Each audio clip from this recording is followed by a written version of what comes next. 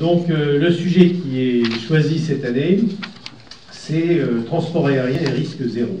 Je vais citer d'abord Jean Pinet, que vous connaissez, je pense tous, parce qu'il a été l'un des grands pilotes d'essai français, qu'il a été le pilote de Concorde, commandant de bord du premier vol supersonique, parce qu'il a été le patron d'aéroformation et d'Airbus Training ensuite. Et donc c'est un homme qui connaît à la fois la construction des avions, leurs essais, leur exploitation et la formation des équipages.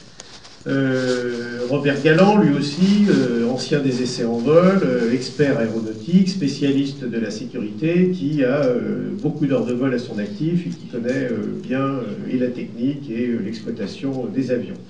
Michel Guérard, de chez Airbus, qui à ce titre-là est comme l'un des responsables du traitement de la sécurité et du retour d'expérience, connaît bien les incidents, ou hélas les accidents qui ont pu se produire dans les années passées, puisque vous n'oubliez pas qu'on arrive à la 40e année d'Airbus, qu'il y aura l'an prochain, le premier Airbus aura fait son premier vol il y a 40 ans, 1972, le premier Airbus A300. Donc il y a maintenant évidemment une culture de la sécurité et des passagers chez Airbus. Donc Michel Guérard, qui interviendra dans cette table ronde, Vincenzo Panico, qui est quelqu'un de très important aussi. Il est chargé de la certification et de la navigabilité chez ATR. Et puis mon ami, alors Bertrand de Courville, qui est là, je dis mon ami d'ailleurs, parce que je le connais depuis fort longtemps, qui est pilote dans une grande compagnie aérienne que vous connaissez bien, où il est l'un des membres du board chargé de la sécurité, et qui est aussi, au niveau européen et au niveau de l'IATA, membre des instances qui travaillent sur la sécurité, le Safety Team de IATA et puis le Safety Team de je ne sais plus quoi. Je vais vous dire tout à l'heure. Bon, enfin, je termine avec Pierre Sparaco, qui est un de mes confrères illustres, qui est à la fois pour moi un Américain et un Français. Il est d'abord totalement bilingue. Deuxièmement, il a travaillé pendant de longues années pour Aviation Week, n'est-ce pas ? Et il est un spécialiste de l'aéronautique. C'est que quand on regarde les statistiques de trafic aérien, bon, je vous rappelle que vous allez risquer votre vie en retournant chez vous ce soir, beaucoup plus que si vous prenez la navette Air France pour rentrer à Paris tout à l'heure. Et c'est une évidence tellement grosse qu'on n'ose plus la répéter. Elle était morte. Il y a plusieurs manières d'exprimer le niveau de sécurité. Il faut d'abord répéter sans cesse que le niveau est extrêmement élevé. Il ne sera jamais trop élevé ou assez élevé, mais il est très élevé. Alors on peut l'exprimer de toutes sortes de manières. Je pars de ce qu'a dit Michel et je vais rentrer un tout petit peu dans le détail pendant juste une minute. 2,6 milliards de passagers dans l'année. Et effectivement, on est plus proche en moyenne, je dis bien en moyenne, de 500 que de 1000 victimes par an. Enfin, c'est l'ordre de grandeur entière. Il faut aussi admettre une réalité extrêmement désagréable, que nous ne sommes pas tous égaux devant la sécurité aérienne. Il est préférable de loin de voyager à bord d'un avion immatriculé aux États-Unis, où c'est presque la même chose, un avion immatriculé en Europe. Il vaut mieux être sur United Airlines, Air France ou Alitalia, que sais-je, qu'à bord d'un avion d'une compagnie africaine. La différence est de 1 à 7 ou de 1 à 10 sur la manière de calculer. Mais donc nous ne sommes pas tous égaux. Il est hautement souhaitable de ne pas voyager à bord d'un avion construit dans l'ex-URSS, même si ce sont des avions qui ne sont peut-être pas moins bons que d'autres, mais qui ont vécu moins bien que d'autres. J'ouvre une parenthèse, si j'ose dire, pour donner une phrase, 3 mots sur les compagnies low cost, parce qu'elles ont des résultats sur le plan de la sécurité qui sont époustouflants tellement qu'ils sont bons.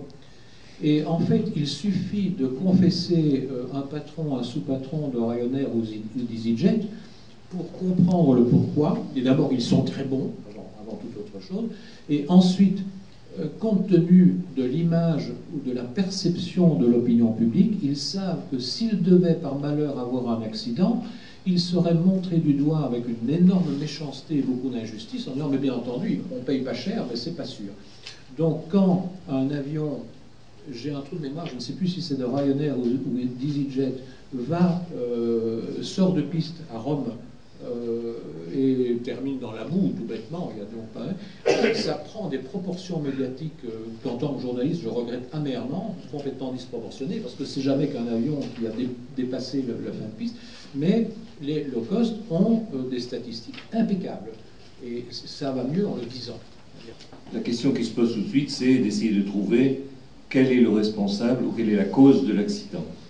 Cette cause peut être trouvée dans différents endroits et les gens qui font ces enquêtes, les enquêteurs, ont une espèce de tableau dans lequel ils listent toutes les possibilités de causes d'accident. Alors il y a le matériel, bien entendu, une défaillance du matériel, il y a la météorologie, il y a les contrôleurs, il y a l'entretien de l'avion, il y a la préparation des vols, il y a les équipages. Donc tout ça fait beaucoup de causes potentielles de l'accident.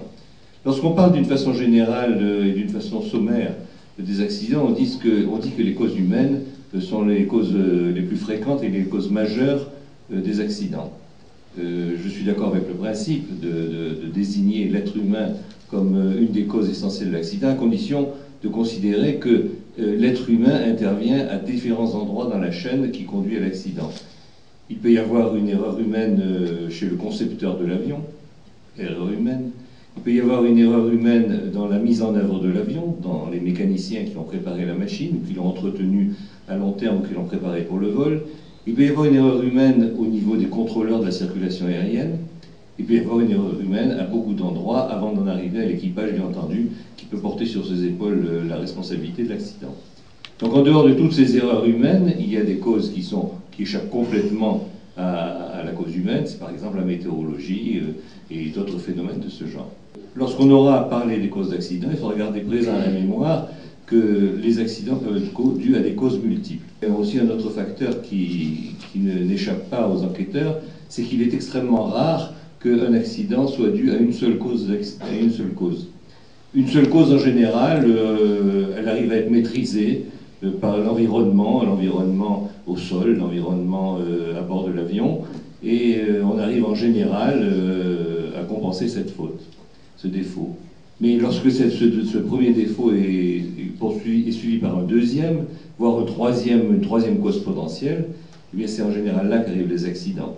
Lorsque, par exemple, un avion en vol subit des conditions météorologiques extrêmes, et qu'ensuite il y a un problème de contrôle, des pertes de contrôle radio et des pertes ou des mauvaises instructions qui sont données à l'équipage, deux causes d'accident, et que l'équipage en plus se trouve être fatigué parce qu'il a été utilisé dans des conditions légèrement hors normes, et bien tout ça s'accumule et fait que l'équipage finit par faire une faute qu'il n'aurait peut-être pas commise dans des conditions beaucoup plus tranquilles.